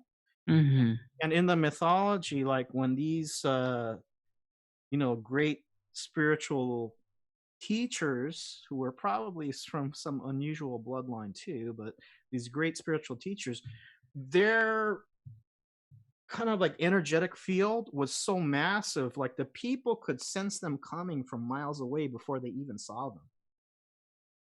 They're like, Yes. something's coming. Something, the Buddha is coming. It's like Right. his energetic field was so massive. Yes. The people could feel something was coming, like Their corona. miles away. The corona. Their corona. It's honest. Yeah. So it's in the Judeo stuff, the corona, the what else was another term? I just wanted to throw that out there. Big deal. The shining ones, the shining also is this field that people could sense. Yeah. You've always that just been was a great Devant. Masaki. It was just such a great synchro for me, you saying that. So Yeah. Well, Got to call it the synchro so I can ring the bell. yes. It's just shop talk, It is just shop talk, but it's juicy shop talk. Yeah. So I don't know what else. I mean, there's a lot of stuff that That's the thing with people like Rock Castaldo or you guys, is like there's a certain level where any question any area can be open because we've all looked into enough things. Well, I personally think we're in a war, and I know Ra does as well, and so and people can take that where they want. I think it's actually playing out in lifetime, and one of the things that I think it would behoove people, even as we're kind of normal people, I guess, normies, to understand is that where we are with warfare now is not where we were with, say, World War II or Vietnam. It's a different idea. The tech is different, and what seems more nefarious. There are aspects that are just not seen, smelt, heard. It's energetic. It's viral. It's 4D. Yeah, warfare. Absolutely. And so, and I think it ties into, and I know Ra's there with me on this because we've talked about this on our shows. It ties into bloodlines, and I think part of this whole viral thing is an exposure of certain genetic markers, which is what I'm calling bloodlines now. And so I think in terms of, and with that, wars have uncertain endings. We don't know, we don't even know who all the players are. We don't even know. What we're seeing is some of the technology, some of the waves of attack, and yet we don't really know where they're coming from, whom they're coming from, how they're generating into our general lives. We are just being told to get inside and not go outside and lock down. And I keep wanting to pose this question to people: are the people and forces that we think are good, are they really good? Are the bad guys really bad? Trust the plan. Trust the plan. Well, I gotta say this too. Is like somebody got to play the bad guy. So yeah, of course. they're doing a pretty good job. But now in my time in my work, I talk to all kinds of people, right? and what's interesting too, and then also just I come out of the rave scene here in LA, and I've met a lot of interesting people.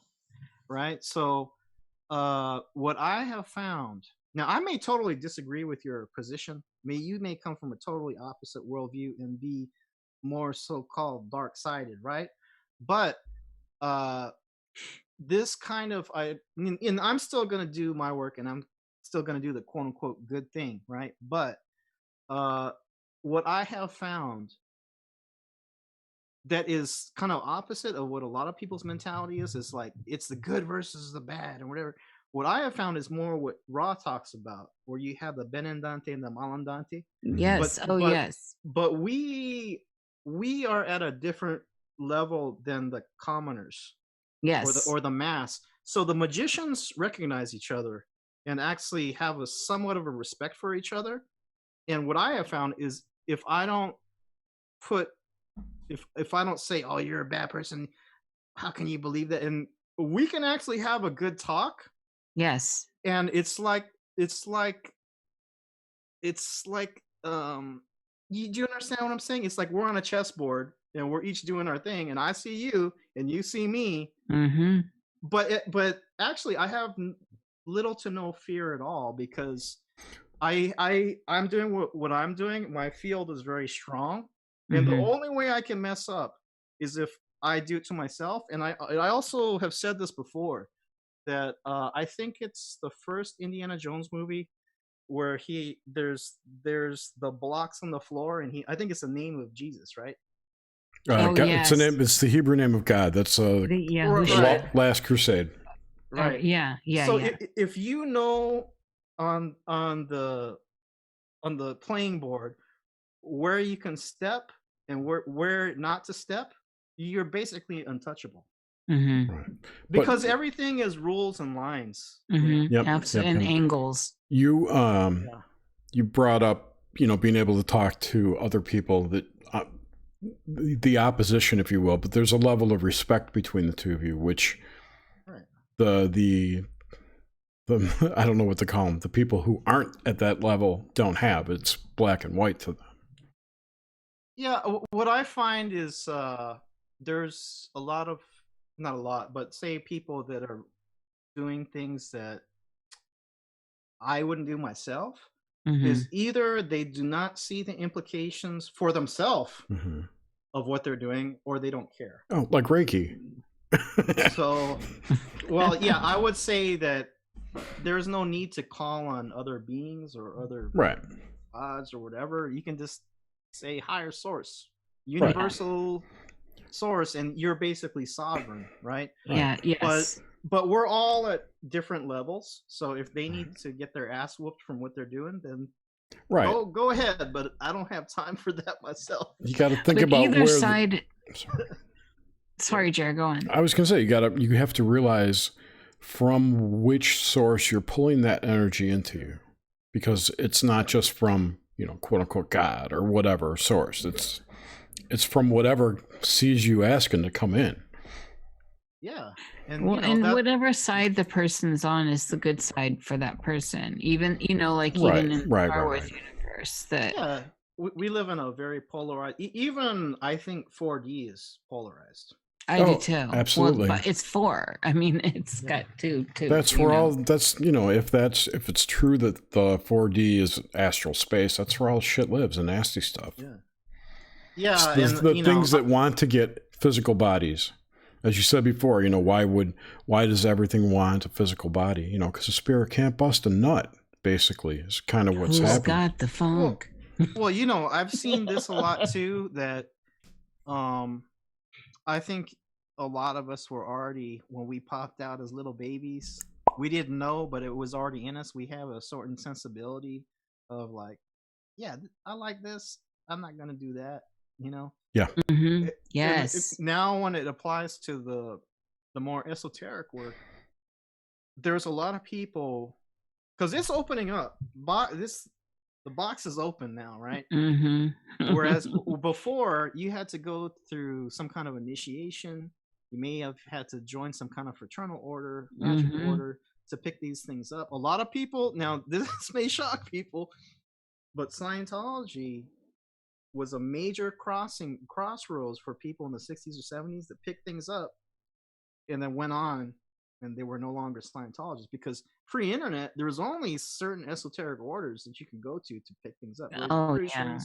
Scientology, whatever, Brotherhood of Light, like just certain, they were there oftentimes in the back of magazines, magazines. But now, there's I don't know if you guys saw this, but Teen Vogue had an article on sex magic. This Teen Vogue. I was shocked. I'm like, this is dangerous, man. But this is the time we're living in. It's every, you know, I would say 90+% of anything that was secret before is now just like it's in. You just type on the internet and you can find it, right? But a lot of people, it's whether it's in this lifetime or just their sensibility, it's the first time they're getting into this kind of work or the first time encountering this. So they're just impressed if they're using, say, a Ouija board, that the planchets moving around. They're like, "Oh my God, I got look!" And I'm like, yeah, don't do that. I'm leaving the room. Don't do that, right? So this is kind of what's happening. I'm seeing it a lot in LA. Now, California has always had a lot of esoteric things going on, but this is like the most recent wave. And you know, it's just the scene of what's going on. I think people are feeling out for the first time a lot of these areas. So in an Aries type fashion, they're going to put their foot in the shit and learn from that. But I think a lot of us that have been, I think really that it was born in us that we've probably done this before. Oh yeah. So, yeah. I think, you know, if you did it in a past life, then you're definitely going to be attracted to it again, unless you got hurt by it or something. But even then, you know, you got to work through that karma. So, you know, I kind of cringe when I see because basically they're impressed that they got contact. I'm like, you don't know that. You don't know that happens, but you just opened a portal. You just made some kind of agreement, right? Right. But I kind of hide my eyes and I cringe. But the fact of the matter is, whereas before it was a very select group of weirdos and fringe people. Spiritualists. Now the mass is becoming open to this kind of knowledge and information. And this goes back to my question: did we manifest this crisis, this current crisis, by exposing more and more people to that area, and those areas have more dark forces, dark energies come in that has manifested this? Well, maybe, guys, dead JFK Jr. is going to come back and bring the new Camelot to America. Maybe we can do that. And you know what? That is a narrative. Maybe we can make Nasara actually real and get free stuff. Maybe that. It's not Nasara anymore. It's Jasara. Okay. Jasara. I don't know what the G stands for, or the N for that matter. But anyway, I got a couple of questions for you, and we can wrap this up. Okay. Someone wanted to know, and I've lost it. While you're looking, Jerry, I just want to throw out a happy birthday to one of our favorite people, Amanda Palmander. We love you, girl. Yes. I love you. Happy birthday. I'm writing her a story on Twitter. Excellent. Yeah, she's just been with us from the beginning, and we love her. Okay, I found the question. Why is it that the dark forces always seem to have the upper hand in this reality? Well, I think we just live in a fallen world, but that makes it more interesting too, you know. So, and then someone else wanted to know if you were going to produce orgone-infused toilet paper and N95 masks. It's a little rough on the behind, but I may do that. You ever wipe your ass with a pyramid? Yeah. The metal shavings can be a little rough, but in this time it may sell. It'll take you to new heights. You can make orgone butt plugs. Oof. Rough on the body, good on the soul. There's this guy on YouTube. His channel name is The Old Lab Rat, I think.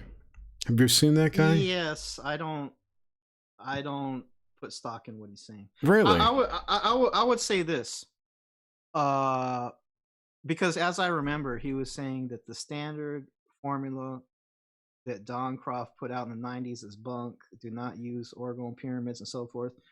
I would throw it back and hit the ball in the other person's court and say, test it yourself. Self-knowledge is the best. I've never heard him say orgone is bad in any way. I've seen him do experiments with cement pyramids and then douse the energy coming off of there, and he's done experiments where he's tracked energy fields from dead things and live things. I thought it was really interesting. I saw one particular video. It's so long ago. but I wasn't digging what he was saying in the one video that I saw. But I would say that as far as the common energy tools, because I don't use plaster or cement. Uh, if you follow the recipe that was set down by Don Croft in the 90s, the 101s online, you pretty much can't go wrong. I would say just add shungite. That'll really bump the power up. And I highly recommend the copper tensor tools. With like, I'm wearing one right now. Can you link all that? Yeah. Link it? What? Well, can Jerry link it all? Sure. I would say this so we are in the beginning of April. I am totally sold out of my lower price items because I've been swamped. It was great, but like I'm totally wiped out. I do make power pyramids.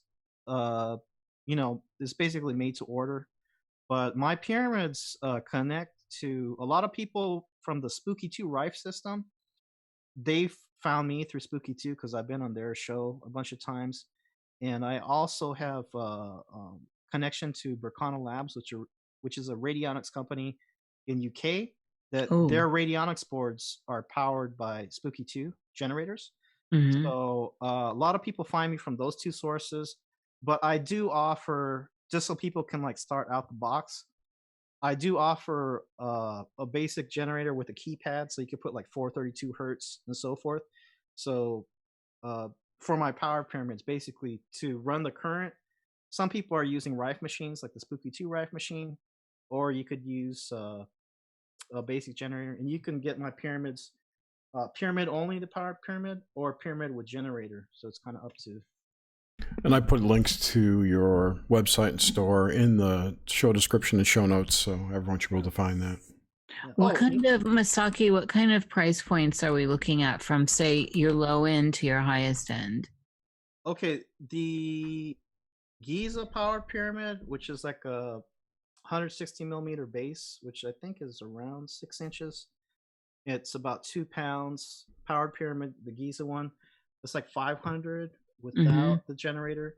And then the Nubian, it's actually the same base, but because the slope is so much higher, as opposed to 2 pounds, it's around 7 pounds.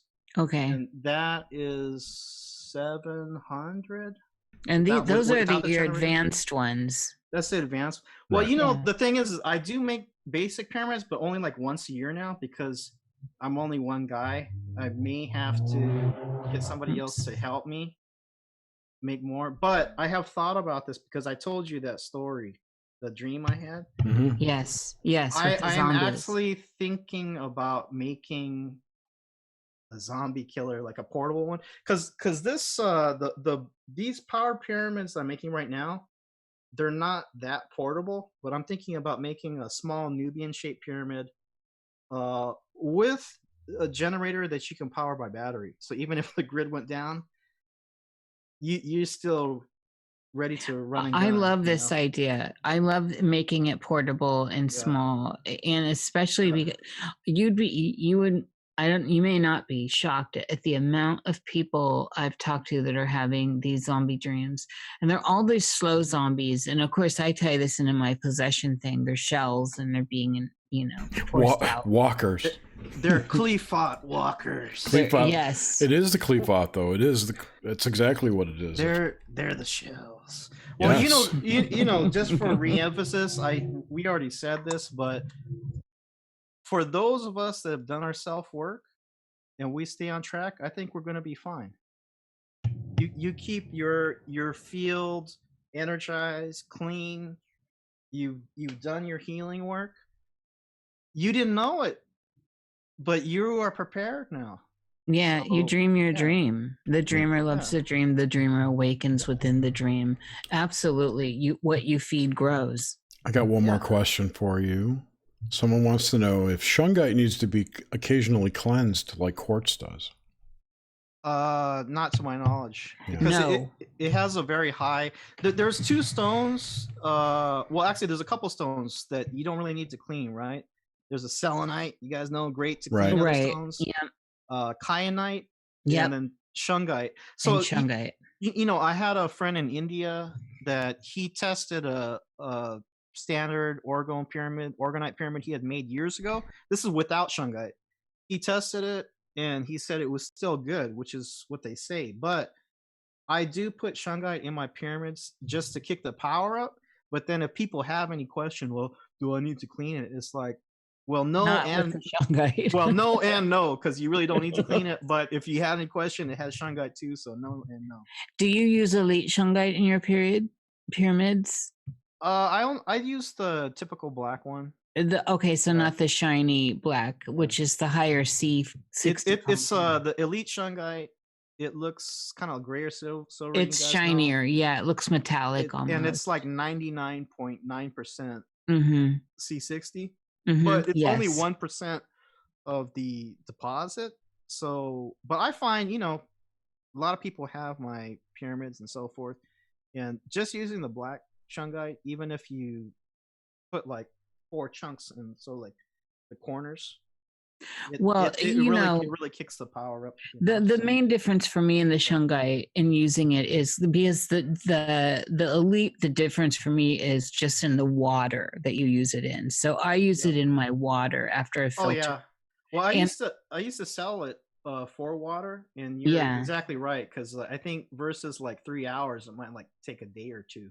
With the other, otherwise the other shungite, the more common I guess there's no way to call it common because it's magical and it's not common, but yeah, it's just as powerful as a magical tool as the elite. Yep. Someone was in chat talking about pyramids, so I think maybe we'll try and, when you get some lower price ones, pick one up and give it away to one of our listeners. Sure.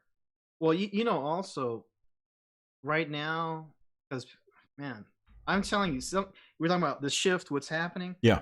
It's like a switch got flipped, and it's like now people are beating my doors down like I got toilet paper or something. Spiritual toilet paper. But every month on my Patreon, I do a giveaway. Okay. I have a $5 and $10 tiers, so the $10 patrons, I put like a pyramid and some tower. Oh, that's very nice. Great. Right, so everyone check out Masaki's sites. And do you have anything else you want to plug other than your store and your Patreon? Well, it's akaida.com, it's my website. It's AKAIDA. Pyramid Power on Patreon. Akaida TV on YouTube.